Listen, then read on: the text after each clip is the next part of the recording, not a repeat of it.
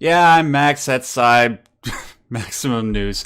We're going to jump right into the news in a second. Sorry if I don't sound very enthused. We're going to be talking about E3, and that's part of the reason why I'm not as enthused. There wasn't a whole lot that happened this year. I mean, don't get me wrong, there were a few gems, and we're going to give props where props are due. But on the whole, it was one of the lesser E3 experiences. Let's just say this. It wasn't E3 2015 where, Sony dropped the Final Fantasy VII remake, or, the E3 when Microsoft announced backwards compatibility. Now, there's just one or two announcements here or there that were okay. Bunch of indie games, but nothing particularly interesting to write home about. Is that a generally appropriate, accurate overview, side? E3, I think you meant Snore 3. There, I'll use some of the cringy humor against them. Because we had two things in excess this year. Cringe, and I mean, that's always available at E3, and enormous amounts of, hey, can't wait for you guys to play this sometime after the next E3. Like, that's basically like 90% of the games that were announced, is like, can't wait for you guys to be playing this next E3, or the one after, possibly the one after that. Mostly we're looking at 2022, 2023, 2024 here, because like even most of these games that we're saying coming out in 2022, most of them are going to be delayed until 2023 at the bare minimum, just so you know. And it's like, ouch. Ouch. All right, well, just to be fair, though, the vast majority of games that were at the Nintendo conference are coming out in 2021. But for the other ones, yes, they are coming out in 2022, especially the ones that everybody wants to play. Games like Elden Ring, games like Starfield, games like Breath of the Wild 2, which we'll all get into. Hellblade wasn't even there. And we were expecting that to come out in 2022, but guess not, based on what they came out with today. Yeah, that was E3, but we are going to talk about our favorite moments of the show, give attention to what deserves attention. Before we did this show today, I asked Cy to just create his top 5 favorite moments from the show. I created mine. We're just going to go through these very quick and, just relish in the good stuff that we did get, because we try to keep things. Do you want to go first, Cy? Should I go first? You can go first, because I'm going to be a little bit more negative than you are, I think. So, yeah. Okay. Yeah, it's probably a good idea. Yeah, I will say this though, like Saib, I did have trouble creating my top 5. A few of them were easy, but then just adding one or two more on there was kind of difficult. I do know one off of your list though. I don't know the other ones, and he doesn't know mine. So for the most part, it's going to be a surprise. So by number 5, this is just going to show how how bare our bones, the pickings were to make this list, was Avatar Frontiers of Pandora. Yes, I'm putting an Ubisoft game on this list. Before the Ubisoft conference, I put it on Twitter, unless they're talking about Splinter Cell or Prince of Persia or Beyond Good and Evil 2, I don't care. I will say, though, I was a little bit impressed by the fact that they are going to be doing an Avatar game, because I think that there is potential there to make something like that really special if they put in the effort into it. Now, I know that's not going to be likely. Like I said, it's Ubisoft, but at least they're not EA. There is a bit of a chance there. Plus, some of the games that they put out over the last little while haven't been all that bad. Before, Valhalla got all the microtransactions. Pretty decent game. They also did, what was it, Immortals? Were they the ones that did Immortals Phoenix Rising? Yeah. Yeah, okay, that was a good game. So it's not like Ubisoft is completely incapable of putting out decent games from time to time, and not just the live service games. And I think with Avatar, like the new movies that are coming out, along with this game, we could have something special on our hands, being able to ride around the beautiful world that is Pandora, be it on foot or on those beautiful, winged creatures. Wait a second, Pandora, that sounds so familiar. It's like I mean, the most common name. This and I was like, wow, this game would make a really cool movie. Like, it looks like so vibrant and beautiful, and it appears to be like humans versus giant aliens of some kind. It's very interesting, and it looks like it's the humans invading the aliens, which is a complete reversal. I mean, wow, if this had been made into a movie like, a decade ago, I'm sure it would have blown everybody's mind, but it couldn't possibly have been, because there's no way they would launch a video game made after a movie that was made like, over a decade ago. Well, Because that would be absolutely ridiculous. well, Right? hold on a second. I'll push back on that. It is the highest grossing movie of all time. And even though it did come out over a decade ago, it is still a recognizable property. Plus, it's James Cameron, so we can be relatively sure that there will be some level of quality there. So I understand why Ubisoft is putting their money into something like this. It seems like a safer monetary bet to them than anything else that they could possibly do. Maybe like a Prince of Persia sequel, which sucks, but it is the way that it is. Does that make sense? I just find it really, and I'm being facetious, of course. Obviously, I'm quite aware of what exactly this game is, and the fact that it is indeed, coming out many, many, many, many, many, many, many years after the initial movie came out. Now there has been a game attempted to be made. I don't know. I think came out, or I think it was god awful terrible. But it's like probably was. And the fact, like, it's these movies coming out now too. It's like the last one did so well, and then they waited over a decade for it. There's a lot of people that have moved on. I don't think they're going to have the audience that they did. I might be wrong. They might rake in the more money than the last one did.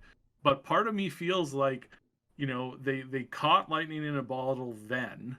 And then they're trying to do it again with, what is it, a trilogy now coming out? I think there are 4 more movies that are supposed to come out. It's like, I don't know, it's kind of like Pirates, right? Like, Pirates was great when it came out, and then there was the whole period where they were coming out, and they were really great. And now that they're not coming out, do you want to go to the theater and watch another Pirates movie? Right. Would you want to go watch a new Pirates movie after over a decade of it being gone? That's the kind of stuff where I'm like, I don't know if that's a thing anymore. You're absolutely right, Saib, that there will be diminishing returns, and the fact that it has been over a decade since the last movie came out, it definitely will make far less money than it did last time. I mean, after all, it only could, because how many films are going to be able to make $2 billion at the box office? But it's just a matter of how much it will have diminished when it comes out. Anyways, moving on to my number 4, and I imagine we'll have to save this discussion for a few minutes because I'm pretty sure it's on your list. My number 4 is Starfield. That's my number 1, actually. I have that put down as reservedly in big, bold capital letters. I want everybody to know I am I am very, very cautious about that being, I'm extremely, extremely cautious about that because, again, it's a new IP that we haven't known before. Some people are still salty about the whole, 76 thing. And I've got to say, I cannot blame them. I really can't. For the most part, I have just as much concern as they do on this and many other issues. And I want there to be a really, really, really good, amazing product, but I think we've got to wait and see about this. I don't mind being excited about it, but I'm not going to encourage anybody to run out and pre-order this thing at all. Mm-hmm. Because it's really far away, and never pre-order anything more than a month before you're going to get it, like before you're physically going to go pick it up. And at the very least, like, usually give it a couple days because, that would have saved a lot of people a lot of headaches when it comes to Cyberpunk, and I feel really terrible about that because that was just in a horrendous condition. Not so much for the PC and Xbox, but for the PlayStation, most certainly. It was not a product that was, so many people in our community were excited to play it and still don't have the chance to play it because they're still trying to download patches. So. Right.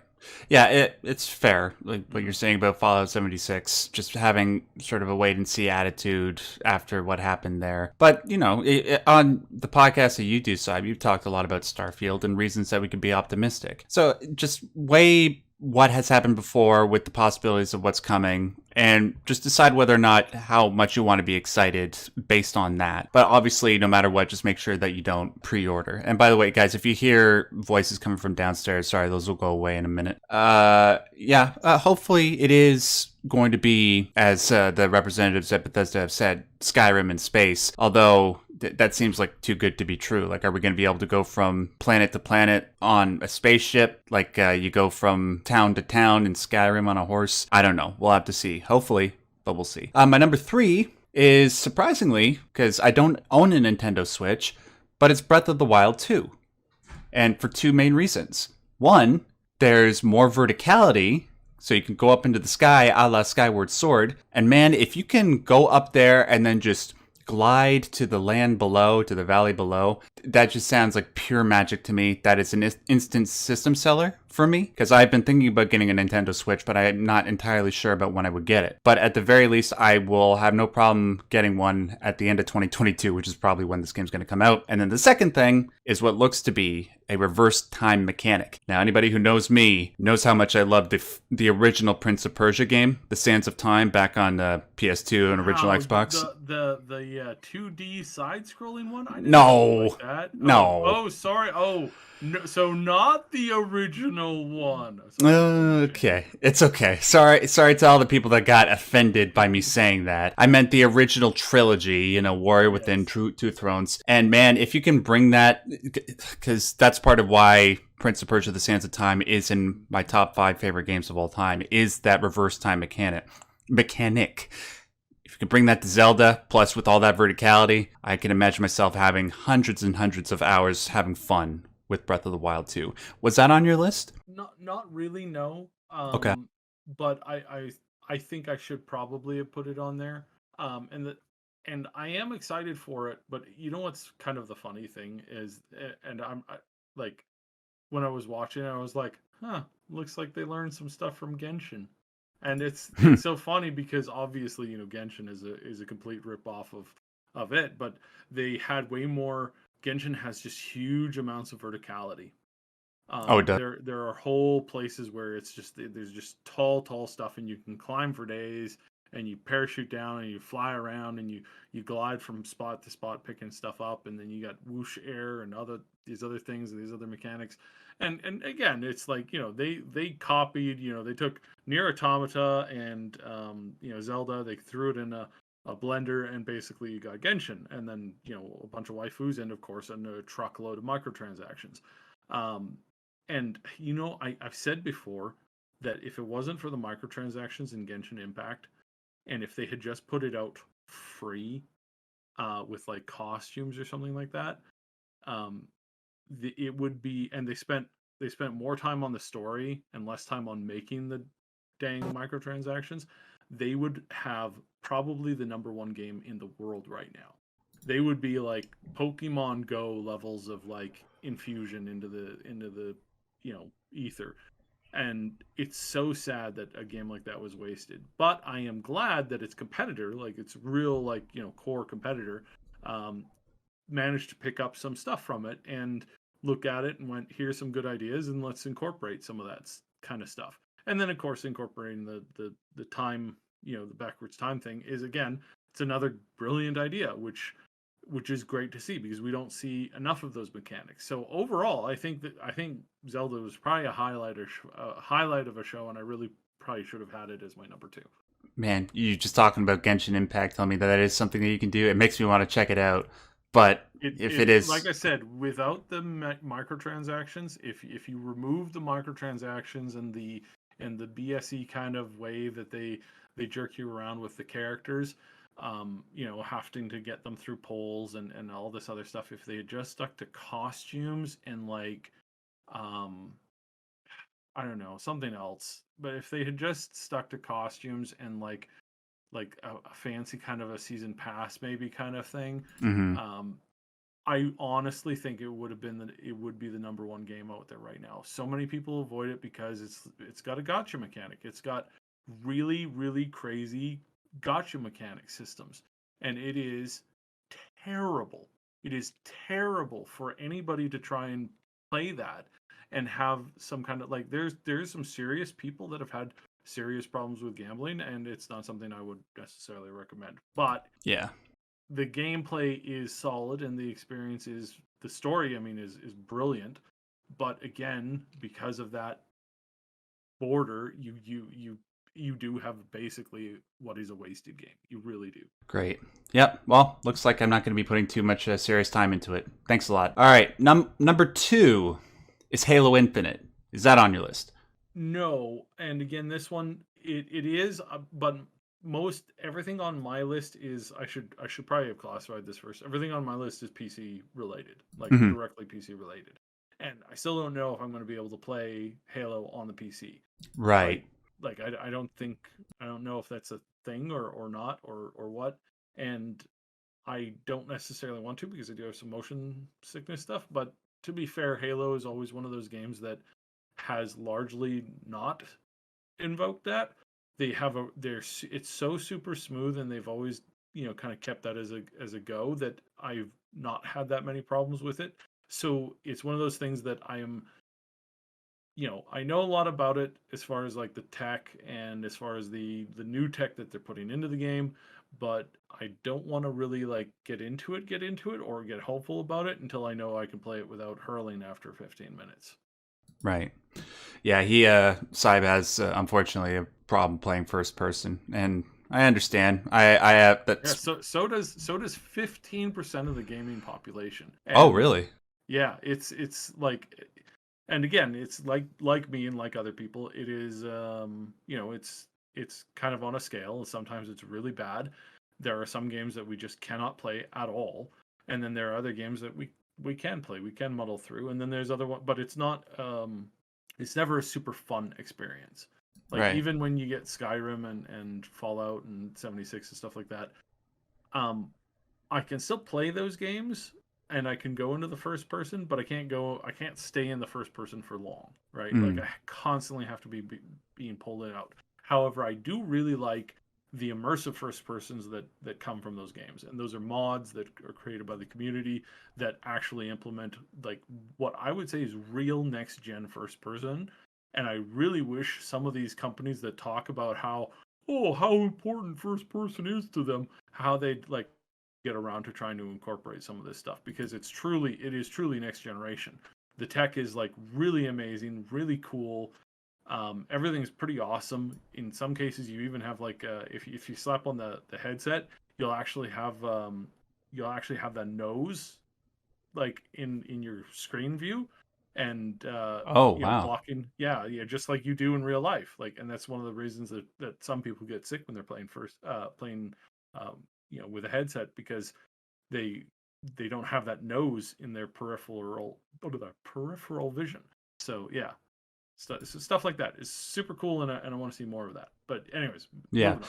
Hey, yeah, it's part of the reason why I'll probably never have a VR headset, even though I would love to be immersed in something like that. But yeah, Halo Infinite, what a lot of people don't really know about me, and I might be surprised to hear considering the types of games that I tend to cover on my actual personal channel, is that I love Halo. I've been playing it since 2002 on the original Xbox. Moreover, I'm not good at a lot of games, but I am amazing at Halo. That's the one time you'll ever hear me being arrogant about a video game, is that I'm amazing at Halo. And it pains me to know that compared to something like Call of Duty, which is an absolute juggernaut, Halo has been somewhat fading in relevancy and popularity. It's as a Halo fan and somebody who wants Halo to succeed, we got to admit it's not at the level of popularity it was when Halo 3 came out, right? And so I want Halo Infinite to succeed. And after the demo that came out last year, where everybody was comparing it to a bad Roblox mod, the graphics in that game weren't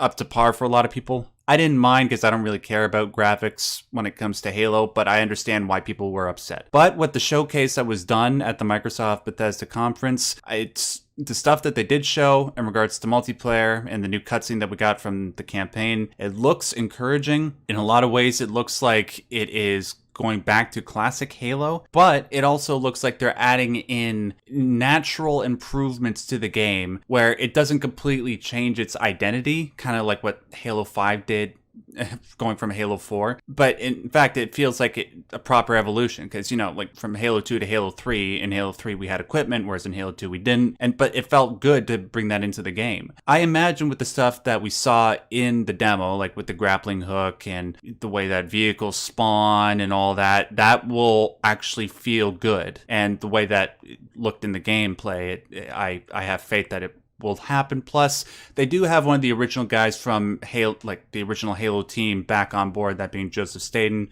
to hopefully direct the game to its final completion. And I hope that when it does come out, that it will live up to the greatness of the Halo legacy. It can't be any worse than Halo 5, right? Right? Please, God. I kind of doubt it at this point. I don't think they're that stupid. Yeah. Well, Um, yeah. Let's hope. you hope not. You know, we've said that about other companies before, and have been continually disappointed. You know, and it's just kind Yeah. of like, meh. That's really annoying and sad and whatnot. But you know, I think we're gonna see some better stuff. You know, coming down the road here. So I Yeah. wouldn't worry too much about it, you know, tentatively being a complete failure. I Mm, think more or less that the return to what they're doing, I think that's going to work. But is it going to retain its popularity?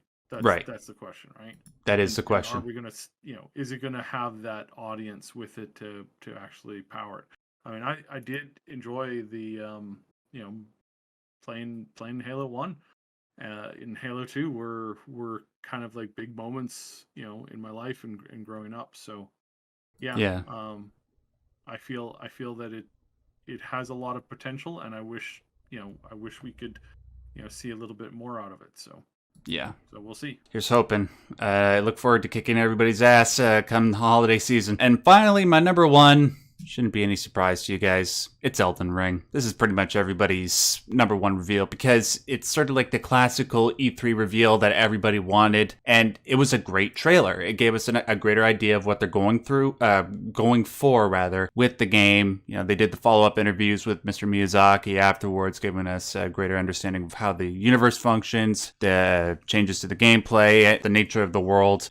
We got all that within the trailer and with the interviews afterwards. So it's very simple, just how to be able to go about pleasing people who view E3 every year. Just follow that formula and you're good. Apparently it's really hard for a lot of people, which is why it was hard putting together this top 5 list, but you can always count on From Software to know what true gamers want. And that's it. Did you have Elden Ring on your list? No, because I still don't know enough about it.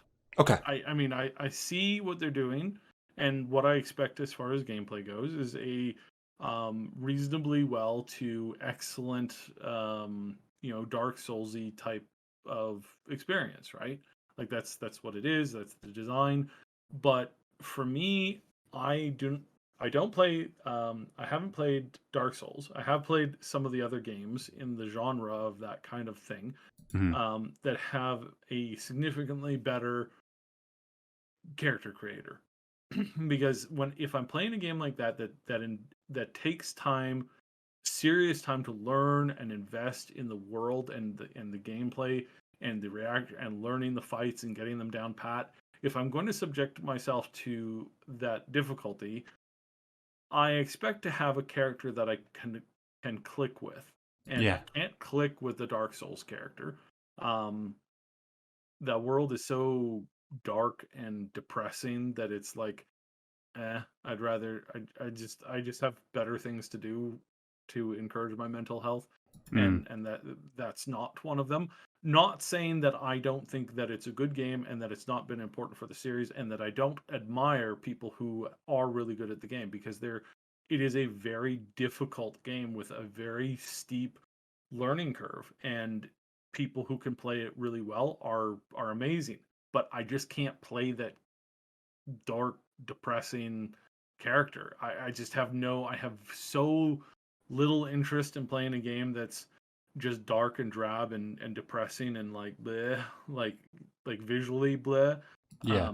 that it really is difficult for me to push that, you know, get over that hump to appreciate the gameplay. Again, I think it's brilliant outside of that, and I think that anybody who plays it is enjoying it is absolutely 100% doing, you know, is having fun, and they're also, you know, learning something great, and they can do something that a lot of other people can't, including a lot of game journalists out there who can't finish the first boss, let alone, you know, it's like, why do I keep dying? It's like, that's the intro attack. Do you not know how to dodge? Like, you know, that kind of stuff. Again, I really appreciate it. I appreciate the gameplay itself, but unless I have a character I actually like click with, I have no interest in playing the game. I could pick up a lot of games, a lot of video games where I'm like, this is so cool, and I have absolutely no interest in continuing to play this, but it's kind of cool. I like it. It's like it's like liver pate. It's like it's really good food for some people. Sorry, I actually like liver pate, but head cheese. That's a great one. Head cheese, yeah. It's like Yeah. head cheese. It's like I know it takes a lot of skill to make really good head cheese, and there's a lot of people who really enjoy it. I am not one of them. I don't feel a need to insult people who enjoy it though. Yeah, So we understand. It's you don't yeah, have to enjoy a particular game to recognize its brilliance. exactly. Yeah. All right. So Yeah. with my top 5 out of the way, let's run down what you have. Si. Yeah, so Starfield, Yeah. reservedly. I'm going to stick with what I said before. I absolutely don't think anybody should pre-order this. I think you should join the mailing list if you found yourself playing Fallout 4 or Skyrim, and if you enjoyed those games, you should definitely check this out. You should especially check this out, ladies and gentlemen, if you like their older RPGs. Yes. The ones that actually had heavy RPG stories and mechanics to them. Really heavy, deep stuff. Really deep character development. That kind of stuff. If you really enjoyed that, I think you're going to enjoy this game. I think this is going to be, in fact, if you really, really enjoy those games and really want to have that kind of meat come back to the experience, I think absolutely this will probably be one of your most favorite games for the next decade. And I honestly believe that. I believe that Bethesda has changed. I do not believe that they deserve pre-orders, so please again, never Mm-hmm. pre-order. But I do believe they've changed, and I am very excited for this title. I don't think that this is the end all be all as far as the games go, and it's not it's not the pinnacle of what we're going to see, but we are going to see a vast improvement over their RPG systems with this one. Again, the world setting, a couple other things have me a little concerned, but I am very excited about this. I am also really annoyed that they introduced a game that we're not even going to be touching for 17 months. I think that is a cardinal sin. Yeah, I agree. That is worthy of severe mockery, and I think that they were an absolute idiot to do that. Microsoft made him do it. I'm trying to stay calm. I don't think so. I think this was a decision, and part of me feels that I understand them. They want to introduce this world to the gaming community, because right now you have no reason to play this game. Like with what they did with 76 and what they did with some of the decisions that they made in Fallout 4, as far as like the character and the story goes, and all the RPG elements that they've been slowly hacking away at. Yeah. With again everything that they did with 76, with the exception of like the fact that they've kept with it and they've kept improving it, and it is now actually a fairly enjoyable game, and I really recommend you checking out 76. That's one of my other minor highlights in the game, in the E3, is that 76 is, I mean, it's here. It is legitimately here now. Unfortunately, you only get one chance to debut everything, so I don't know if it's going to be good or not, but yeah. But overall, oh, yeah, I was wondering if that was me or not. But no, seriously, it is very good now, and I was really excited about the expeditions, because those expeditions that they're introducing, this gets us back to the actual storytelling in the Fallout universe that I have been craving for a really long time. So again, I think that they have kind of won themselves back from that, but until we can actually see that, get our physical hands on it and actually like dig down into it, it's still kind of concerning. It's Yeah. still a little worrying. So Got about a year and a half to go until we get our hands on it, and well, probably it's pretty much a guarantee that we'll see our first gameplay in about 360 days. So at next year's E3. yeah, I mean, even then, maybe not. We may not necessarily get that early gameplay there. I don't know. We'll see. And again, that's one of the things that I'm very, very, very, very, very, very, very annoyed about. I was extremely annoyed that they did this way. Mm-hmm. I really think that it was foolhardy. I really do. I think it was foolhardy for them to do that. So other than that, the next biggest thing that I enjoyed was the reduction of live service announcements. There were, I don't think, any major live service announcements. Yeah. about, you know, a live servicey game where it's like, hey, come in, line up, buy all this stupid microtransactions, you know, pay to play and all this kind of stuff. I think we saw a reduction of that, and I think that is some, you know, that is sounding the horn to the end of this, whatever you want to call this cancer that's been growing in the gaming community for ages now. I hope so, man. Please let it be done and gone. I'm disgusted with this live service BS. You know, that's so light. You know, it's so light and doesn't really have, like, you know, any level of permanence. Now, where if they sell you a private server, that's another thing. It's a little bit different, right? Like that's Minecraft, right? And I Yeah. think we can kind of get behind that theory. But the whole, like, selling you the experience that they're going to shut down after it doesn't do well after a couple months, the anthems, the Marvels, you know, heroes, the Avengers thing, whatever that piece of thing was. Anyways, the next one that I found that I really enjoyed was the Outer Worlds trailer. Probably best trailer of the Yeah, entire show. best trailer. Not the game. Got to make that clear. Not the game, but the best trailer by far. Absolutely. Like hands down, great trailer. Again, the game, I have no idea. We'll see. But if you want to do an announcement trailer, I think that's the way you got to do it. I think that is honestly the way that you got to do it. You just be honest and make it funny, and that's good. You know, 4 Redfall looks kind of sort of interesting. I would really be interested in seeing exactly how that pans out. You know what it made me feel though? What? You go back and you watch Fortnite, not Battle Royale. Fortnite saved the world. You go back and watch the what would be the, I guess it'd be the second cinematic trailer that they put out for the Fortnite game. You go and you watch that, then you watch Redfall, and tell me if there isn't just a little bit of a similarity there. And by a little bit, I mean an enormous amount. And yeah, let's see how this goes. I am more interested in what this means than anything else. And then last of all, I really want to put this down there, is indie titles. Yes. Many indie titles.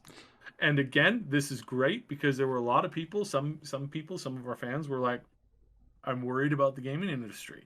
And I'm like, you look at how many indie titles that are blowing these big corporations out of the water, that are sizing them up and saying, yeah, I can do that. And I can do that instead of a team of 800 people, I can do that with a team of 3 people. And we will give you a run for your money. And that's what I love to see. I love to see that. I love to feel that, because that's what that's what meritocracy gives you. Is it gives you amazing growth, exponential evolution on ideas. You know, and you can't have that when everything is corporatized and follows a strict rule of like, oh, well, we can't do that. That's not going to be nice if we do that. It's like, you know, screw that. Give us something that has heart, that has emotion, that has feeling. My you know, I got to say the most the games that made me, like, brought the most emotional, like, appeal to me over the last, like, year, as far as, like, trailers and stuff like that, like Subverse and that Granny game. I can't remember what it's called, but it was on the Wholesome trailer thing, and the game is about helping your grandmother after she has a scary fall. And helping her to, like, train her to walk again.